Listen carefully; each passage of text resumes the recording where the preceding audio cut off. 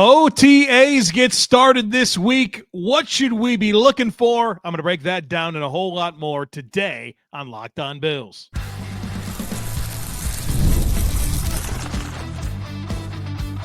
You are Locked On Bills, your daily Buffalo Bills podcast.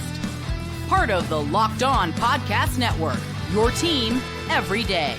What's up, Bills Mafia? It's Joe Marino, author of the Herd Mentality Substack, co-host of the Locked On NFL Scouting Podcast, co-host of the NFL First Read Podcast, and I'm your host of Locked On Bills.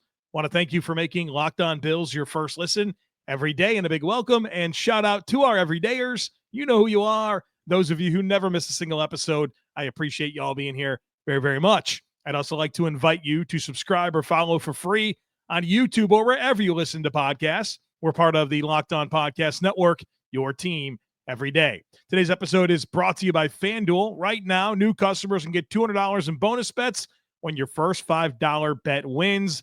Download the app or head to FanDuel.com to get started. Bet with FanDuel, official partner of the NBA. Well, folks, welcome in. It's time for Herd Mentality. We've got some great questions lined up. It's a weekly episode where you control our conversation, and we'll get into what to look for in OTAs, Joe Brady's value, something I wish Brandon Beane did. Can Keon Coleman develop as a separator? Is Maxwell Hairston something to be concerned about since the Bills failed at drafting Kyrie Elam? A lot to break down here today. Let's get started with this one from Jake. Jake says, with the amount of noise that comes out of OTAs, it's hard to know what's important and what's just grabbing headlines. At this stage of the offseason, what's most important to you with regard to the influx of news? What player or players are you watching most closely this year in OTAs?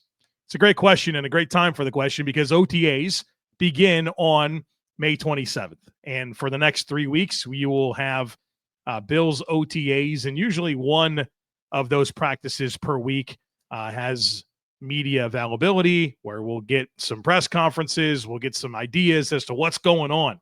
And I'm excited to reflect on those with you here in the coming weeks and days on this podcast. But I think Jake has a great question. What matters? What should we be paying attention to during this time? And for me, outside of just the obvious things that stand out about player transactions, right? Like a player were to sign a new deal or a player were to get traded or sign with a new team. Outside of that, I am paying attention to what the players and coaches are saying about rookies in terms of picking up the playbook. I think that is a really good signal as to how guys are coming along. And I remember last year listening to the coaches talk about Cole Bishop and listening to Cole Bishop talk about Cole Bishop. And there was a lot of commentary about, hey, the main thing is just trying to get the playbook down, get the scheme down. And you just got this understanding that maybe he was swimming uphill or upstream a little bit, or maybe drinking through a fire hose, right? I think that was definitely a takeaway that I had. I think about a guy like Tre'Davious White and how glowing the reviews were about how quickly he was picking up the playbook. Thinking about John Miller going way back about an offensive guard that was drafted by the Bills and all the rave reviews about how he was picking up the playbook, and that turned into him being a rookie starter. And so I'm definitely focused in on that commentary. And I'm also deeply focused in on participation. Not only who's there, right? These are voluntary. You don't have to be there. So who's there? That matters to me. But also where guys are lining up and with what players they're lining up with.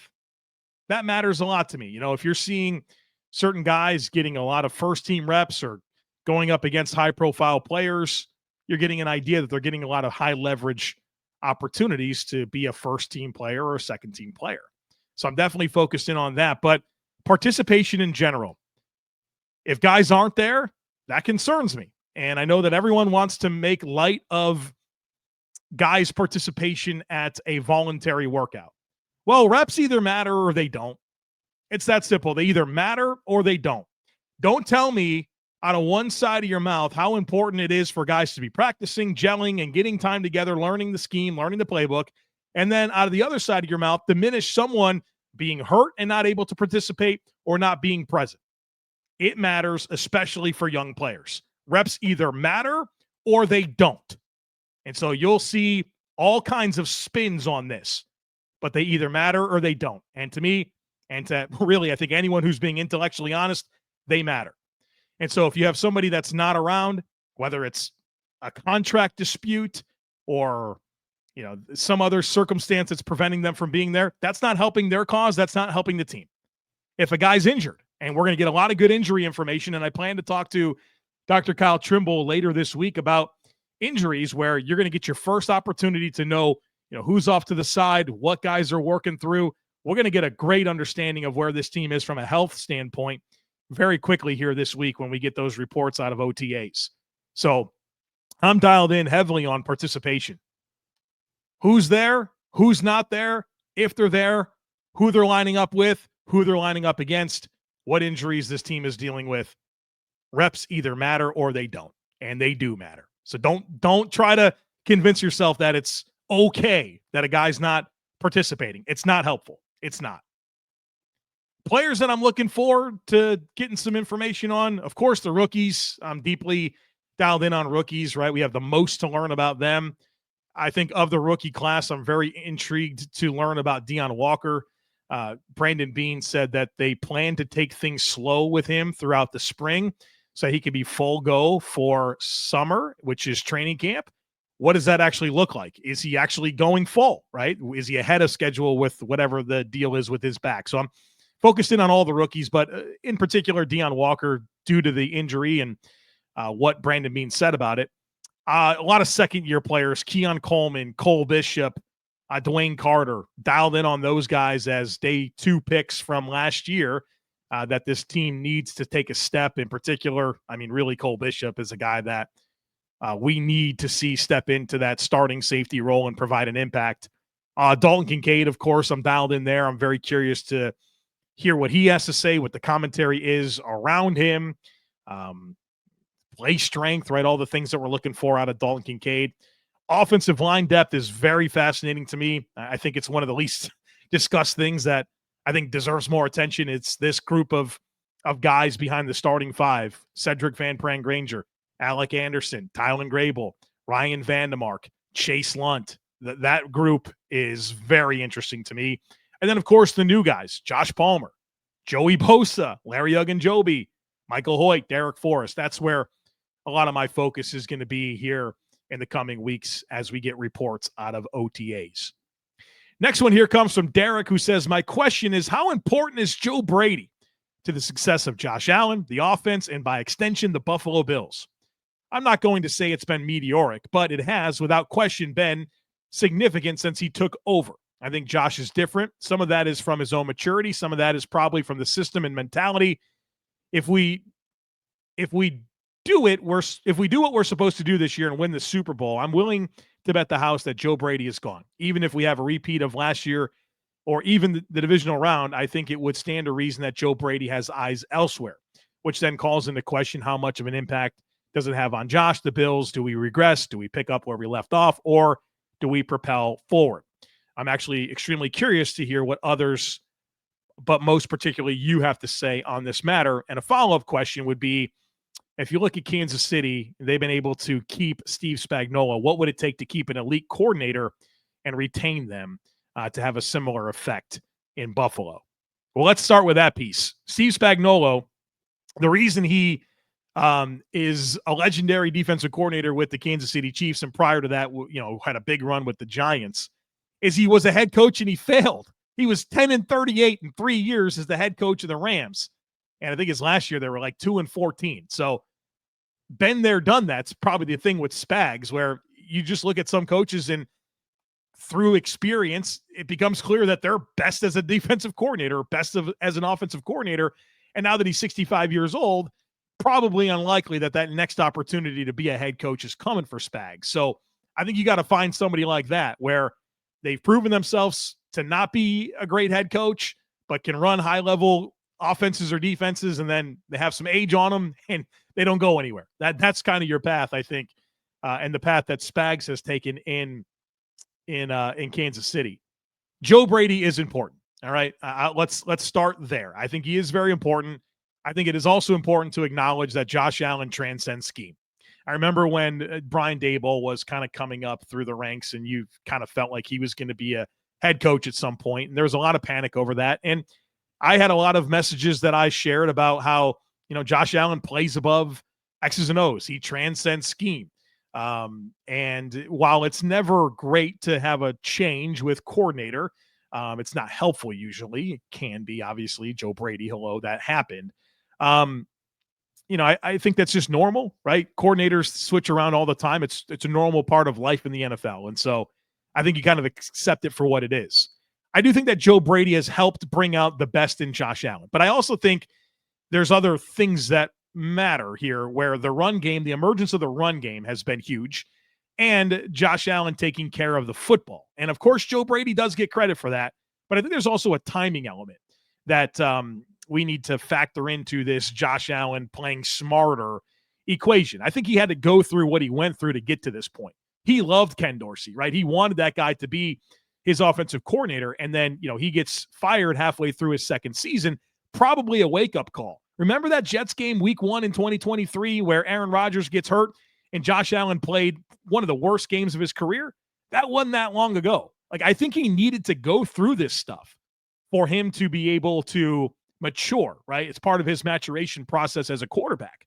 And certainly Joe Brady was in the right place at the right time with the right ideas, and he gets total credit for that. But I don't fear a regression post-Brady or even this year. I think that maturity that comes with experience and age matters more than the presence of Joe Brady as the offensive coordinator. So I think it's a good question, but I think there's a lot of things baked into this that should give us a lot of hope for life with and without Joe Brady if and when that happens. And I agree with you. If Joe Brady and this team has another year like they did last year, the right opportunity will be there for Joe Brady. He's been knocking on the door for a while. He's had interviews each of the last couple seasons, head coaching jobs, and he pulled himself out of that Saints job. And we'll see what comes along. I think he's going to be selective, and he should be. But I think there's an inevitable nature to Joe Brady and getting a chance to be an NFL head coach. All right, we got a lot more to get to coming up next. What is something I wish Brandon Beane did differently? I've got an answer lined up for you on that, so be sure to stick with me. The NBA playoffs are in full swing, and every night delivers highlight-worthy performances, major momentum shifts, and can't-miss moments. Whether it's a game-winning shot or a breakout player, there's never been a better time to get in on the action. And FanDuel makes it easy to stay in the game before tip-off and live. With player props, performance trends, and same-game parlays, fans have more ways than ever to play smart and win big. You're watching these playoffs just like I am. They are exciting. Get in on the action. If you see a player heating up, if you see a team heating up, get yourself some action on it. It makes these games even more exciting. And you can get on over-unders, on player props, team over-under, of course, spreads. And then there's baseball right now is really fun for me where you can get on there and, which guy's going to have 2+ total bases or build a parlay of players you think are going to get a hit. Super fun. I've been enjoying it here in the non-football season. So check it out. If you're new to FanDuel, it's the perfect time to sign up. Head to FanDuel.com and place your first $5 bet. If it wins, you'll get $200 in bonus bets. Make every moment more with FanDuel, the official sports betting partner of the NBA. All right, this next one comes from Chris, and Chris says, we are now into the 9th season of McDermott and Beane. It seems like every Bills fan has an opinion on what they wish the Bills would do when it comes to team building. What is one aspect of team building the Bills largely don't utilize and you wish they would? It's a great question, and when I read this question, I immediately came to my answer, and it is trading back in the draft from your early draft selections. I'm a big fan of trading back. I'm never a big fan of trading up. And I wish that Brandon Beane would have taken some opportunities along the way to move back, whether it was out of that number 9 pick that he picked at Oliver, whether it was the Kincaid pick and moving back, or, there's been a lot of different opportunities. Kyer Elam, instead of moving up, move back, right? And in some ways, Brandon Beane and I are very different with these early picks where he likes to move up and I like to move back. And that would be the piece of team building that I wish that Beane did more of, because I think it would give him more draft hits. And I love this quote from Eric DeCosta, the Ravens general manager, came out a couple days after the draft. And I fully believe and support this philosophy. This is what DeCosta said. Teams simply don't do any better drafting than anyone else. They all do about the same. Some believe the draft is inherently sort of a luck-driven process. I don't fully believe that, but there is an element of luck involved. So if you accept that premise, then you're trading up for a player that you think is better than anybody else. Most of the time, the other teams are not going to draft that player. That player is probably going to fall to you, and there is no guarantee that player is going to be better. All things being equal, the fact that no one really knows, the only rational approach is to get more at-bats and to pick more. That's what I'd be doing. I'd be doing it all the time. And you guys would be mad at me that we'd be cutting draft picks, but I wouldn't care because we'd be giving us a whole lot more chances at hits. Unless you just, I would never trade up. I just wouldn't. I just wouldn't trade up. And I would probably stick and pick a decent amount, but I'd be really willing to move back and give myself more meaningful chances to get hits. Now, I wouldn't be like always doing it, but there would be a good history. People would, if I was a general manager, people would say, oh, yeah, they're trading back. And they'd probably be right. Colin says most of us have much higher expectations for the defense than what we saw in the field last season. If you were to be predictive, what should our realistic expectations be? How confident are you in the pass rush being able to dictate by the time January rolls around? My expectations are very high for this defense. You have coaching talent: Sean McDermott, Bobby Babich, Ryan Nielsen, Mike Pellegrino, Jason Raprovich, Al Holcomb. You've got coaching talent, and you got players. You've either got young, high draft picks or paid veterans all over this defense. It's not lacking anything. It's got to come together. You also have an offense that is going to do its part of playing complementary football. So what are my expectations? A whole lot of top 10 rankings. A whole lot of them. Really good scoring defense, really good limiting yards, taking away the football, sacks, pressure rate, all the stuff. It should be there.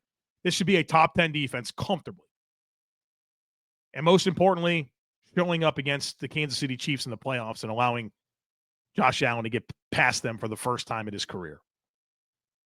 Frederick says, love the addition of Bill's squad to the lineup. I'm very familiar with both Jeremy and Jerry O over the years. Your discussion on Keon Coleman recently was interesting and raised the question.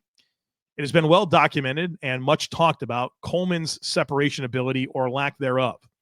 My question is, in all your years of player evaluation, have you seen many, if any, instances of a player who wasn't a good separator coming into the league, who was able to develop that skill and become markedly better at it as their career developed? Or is this a skill that you innately have or don't have, and it really can't be taught or coached?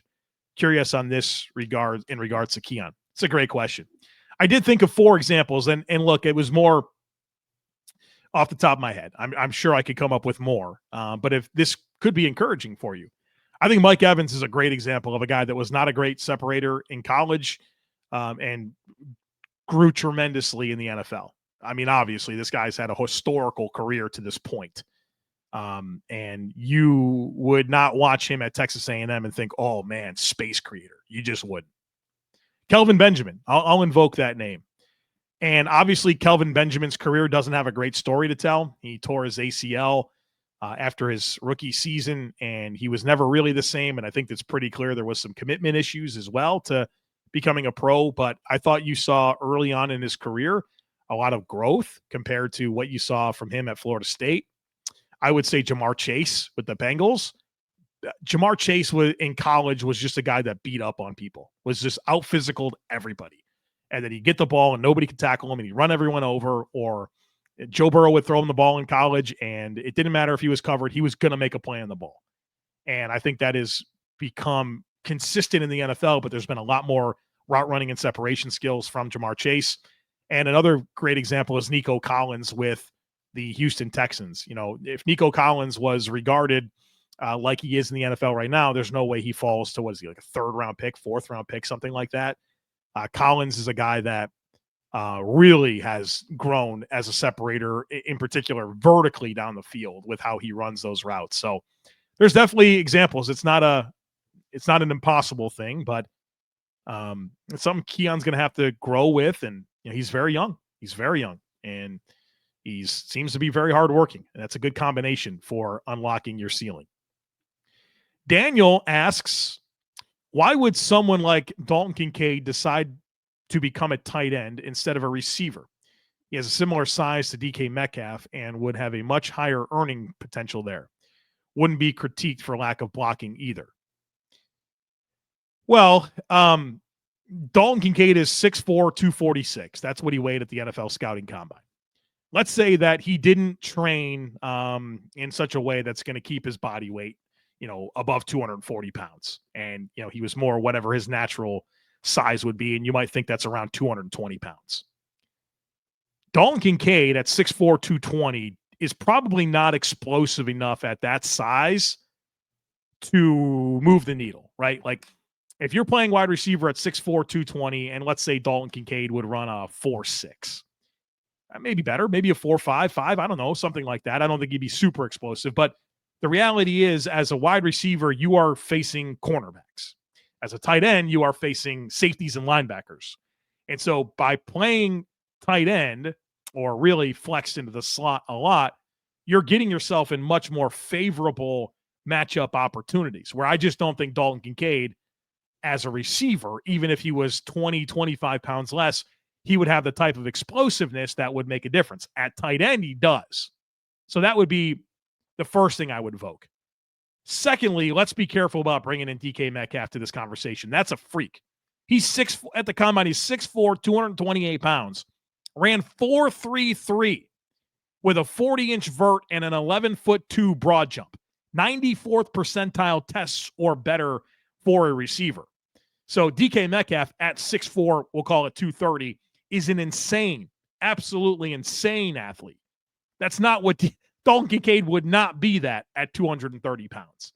And so we always got to be careful about bringing unicorns into conversations because that's what DK Metcalf is, and that's why I loved him as a prospect. That's why he was a top 10 player on my board that year, is because this was an absolute freak. And if you watch him play, the release package, the ball skills, the acceleration was otherworldly. And so, yeah, that's not Dalton Kincaid at receiver. I don't think that's close to it either.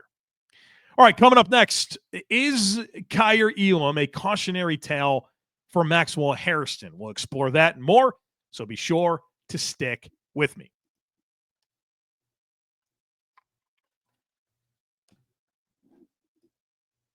All right, folks, welcome back. The next one comes from Devin, who says, I have concerns about Maxwell Hairston.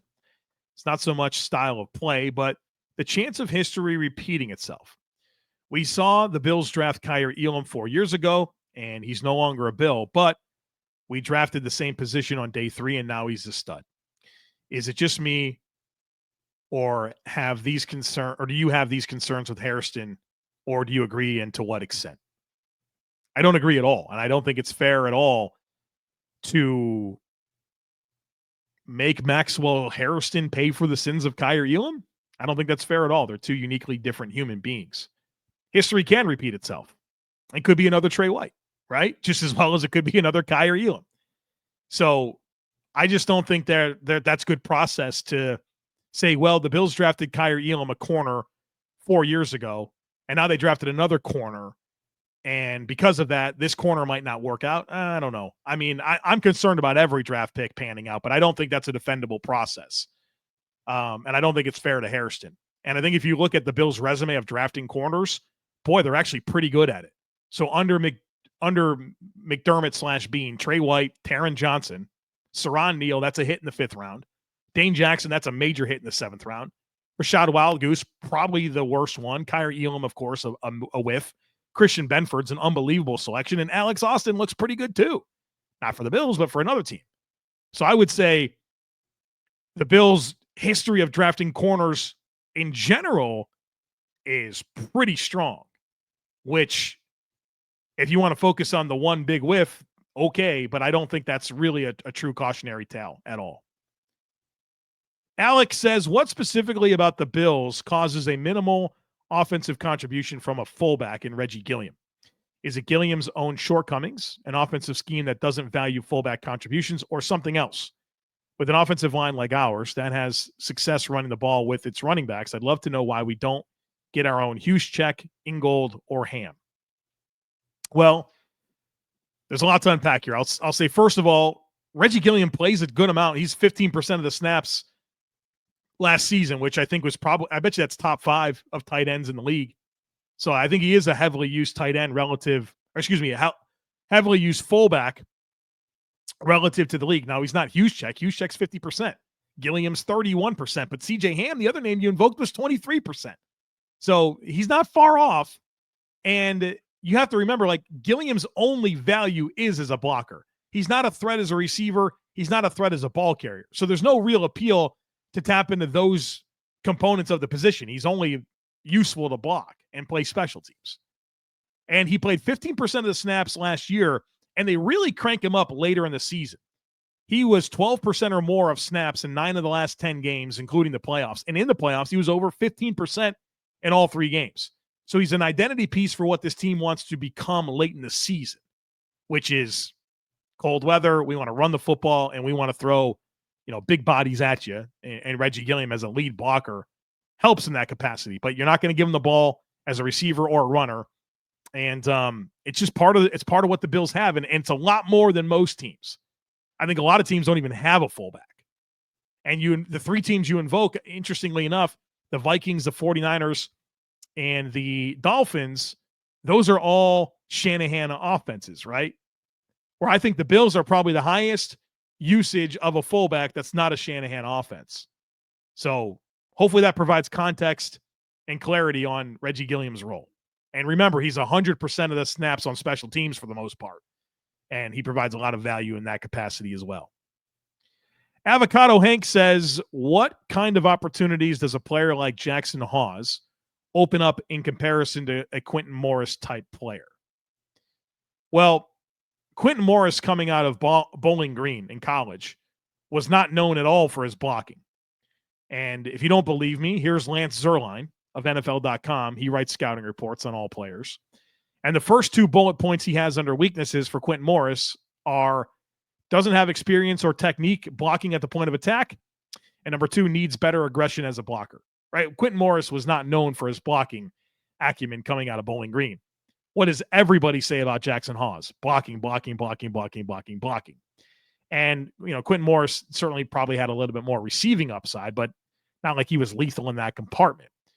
And so what Jackson Hawes opens up, I think, is potentially quickly your best blocking tight end. And you want to run wide zone. You want to run cutback. You want to run crack toss. You want to be able to win the edge and take advantage of James Cook's speed. That's going to matter a ton. Remember, Mac Hollins played like over 100 snaps of inline tight end for the Bills last year. And when you want to use your bigger packages that typically feature a 6th offensive lineman, you get a lot more receiving upside out of Jackson Hawes versus Alec Anderson. And so I think there's just more on the menu with a traditional tight end that can serve in that role than a 6th offensive lineman while you're still getting comparable blocking contributions. So I think there's quite a bit in addition to the special team stuff. I think Jackson Hawes will provide more value to the Bills than Quentin Morris. Now we'll see if he can make the crazy touchdown catch per year that Quentin Morris gave the Bills, but I think overall, schematically, offensively, and special teams, there's a lot to be excited about with the arrival of Jackson Hawes. All right, folks, that's going to do it for us here today on the podcast. We should get OTA information this week, which will give us a ton to dive into, including a lot on injuries. We'll get a good feel for where some of these guys are at. We're planning on talking to Dr. Kyle Trimble about that at some point this week as well. So don't miss anything. Make sure that you're subscribed. Would love it if you took a second to rate, review, and share the podcast. Have a great rest of your day. Go Bills, and I look forward to catching up with you again real soon.